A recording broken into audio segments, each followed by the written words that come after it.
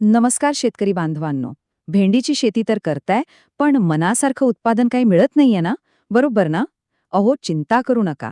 आज आपण एक असं महत्वाचं रहस्य उलगडणार आहोत, जे फक्त 35 दिवसांमध्ये तुमचं उत्पादन वाढवून तुमचा खर्च सुद्धा कमी करू शकतं. चला तर मग सुरुवात करूया. अहो, तुमच्यासोबत असं होतंय का कधी, की शेतात भेंडीची रोपं एकदम हिरवीगार, उंचच्या उंच झालीयत, पण त्यांना फुलंच लागत नाहीयेत? हे तर सरळ सरळ आपल्या नफ्याचं नुकसान आहे. पण थांबा, काळजी करू नका. यावर एक अगदी सोपा आणि 100% अचूक उपाय आहे. पण तो उपाय जाणून घेण्याआधी एक काम नक्की करा. आपलं शेतकरी ज्ञान चॅनल सबस्क्राईब करा. म्हणजे अशी मोलाची माहिती कधीच तुमच्याकडून सुटणार नाही. आता जरा नीट लक्ष द्या हां. भेंडी लावल्यानंतर जे सुरुवातीचे 30 ते 35 दिवस असतात ना, अहो हा काळ म्हणजे पिकाची खरी परीक्षा असते. हो, अगदी धोक्याचा टप्पा म्हणू शकता तुम्ही. याच काळात ठरतं की आपलं पीठ यशाच्या दिशेने जाणार की नुकसानीच्या. म्हणजे बघा, तुमच्या अख्ख्या हंगामाचं भविष्य या काही दिवसांवरच अवलंबून आहे. या काळात काय होतं माहितीये, तुमचं प्रत्येक रोप एका मोठ्या निर्णयाच्या टप्प्यावर उभं असतं. त्याला एक निर्णय घ्यायचा असतो.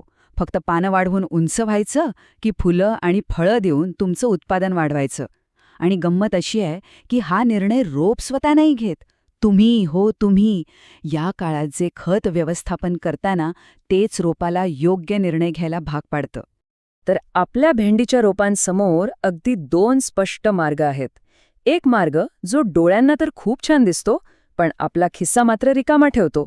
आणि दुसरा मार्ग जो आपल्याला थेट भरघोस उत्पादन आणि नफ्याकडे घेऊन जातो. चला पाहूया हे 2 मार्ग नेमके आहेत तरी कोणते. हे बघा, डावीकडचा मार्ग म्हणजे फक्त आणि फक्त वाढ. रोप उंचच उंच होतं, पानं हिरवीगार दिसतात, पण फळं देत नाही. आणि उजवीकडचा मार्ग म्हणजे संतुलन, जिथे रोपाला योग्य प्रमाणात फांद्या फुटतात, फुलं लागतात आणि मग भरपूर भेंडी लागते. आपल्याला हा दुसराच मार्ग निवडायचा आहे. पण होतं काय, अनेकदा शेतकरी नकळतपणे एक अशी चूक करून बसतात, जी रोपाला त्या पहिल्याच चुकीच्या मार्गावर ढकलते. आणि ती चूक कोणती आहे माहितीये? ती आहे गरजेपेक्षा जास्त नायट्रोजन देणं. म्हणजे आपलं युरिया.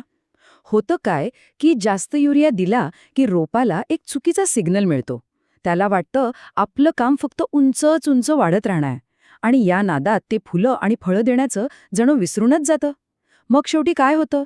अख्खं रान हिरवंगार दिसतं, पण हातात मात्र भेंडी लागत नाही. फक्त पानच पानं. बरं, समस्या तर आपल्या लक्षात आले. पण आता त्यावरचा उपाय पाहूया. ही आहे परिपूर्ण पोषक तत्वांची एक जबरदस्त योजना.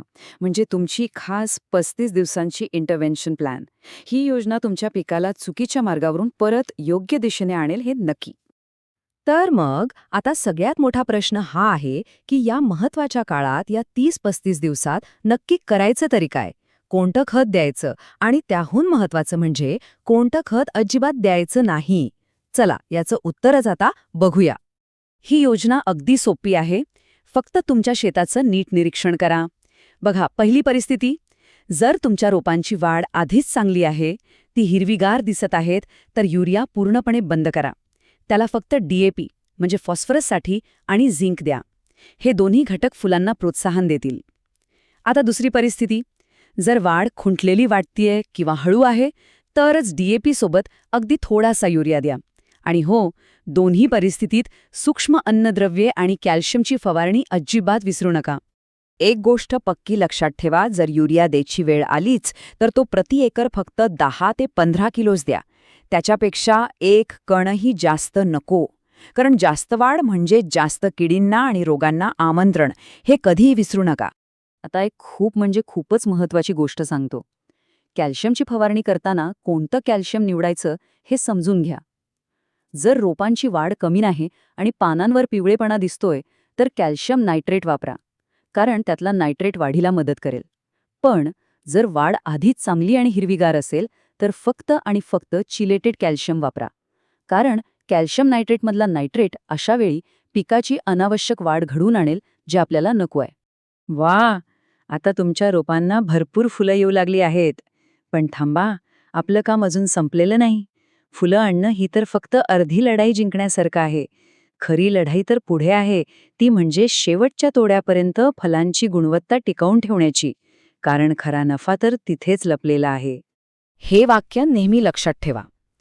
सुरुवातीला आपल्याला चांगला भाव मिळतो, पण जेव्हा बाजारात सगळीकडून माल यायला लागतो तेव्हा फक्त चांगल्या क्वालिटीच्या मालालाच योग्य किंमत मिळते. आणि ही क्वालिटी शेवटच्या तोड्यापर्यंत टिकवून ठेवणं पूर्णपणे आपल्या हातात आहे. म्हणूनच साधारण 10-12 तोडे झाले की झाडावर कमतरतेची लक्षणं दिसेपर्यंत वाट बघू नका. स्वतःहून पुढाकार घ्या. बोरॉन आणि कॅल्शियमची 1-2 फवारणी करूनच टाका. यामुळे भेंडीचा आकार, रंग आणि चमक शेवटपर्यंत टिकून राहील. आणि हो, रोपाला शेवटपर्यंत ताकद मिळावी यासाठी जमिनीतून पोटॅशच्या 1 डोस द्यायला विसरू नका. तर मग आज आपण काय पाहिलं? फक्त उंच वाढणाऱ्या रोपांच्या समस्येपासून ते भरघोस आणि एकदम दर्जेदार उत्पादनापर्यंतचा एक सरळ आणि सोपा मार्ग. हीच तर आहे स्मार्ट शेतीची ताकद. या सगळ्या माहितीचा सार एकच आहे. फक्त कष्ट करून घाम गाळून फायदा नाही, तर योग्य वेळी योग्य नियोजन करणं सगळ्यात महत्त्वाचं आहे. त्या 35व्या दिवशी घेतलेला एक छोटासा पण योग्य निर्णय तुमच्या संपूर्ण हंगामाचं चित्र बदलू शकतो. तर मग सांगा, तुम्ही तयार आहात का त्या 35 दिवसांच्या महत्त्वाच्या टप्प्यावर तुमच्या पिकासाठी योग्य निर्णय घ्यायला?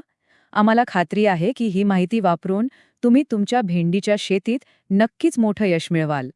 जर तुम्हाला ही माहिती खरंच आवडली असेल आणि अशाच शास्त्रीय पण सोप्या माहितीने तुमची शेती अधिक फायदेशीर करायची असेल, तर आपल्या शेतकरी ज्ञान या YouTube चॅनलला सबस्क्राईब करायला अजिबात विसरू नका. पुन्हा भेटूया एका नवीन माहितीसोबत. धन्यवाद.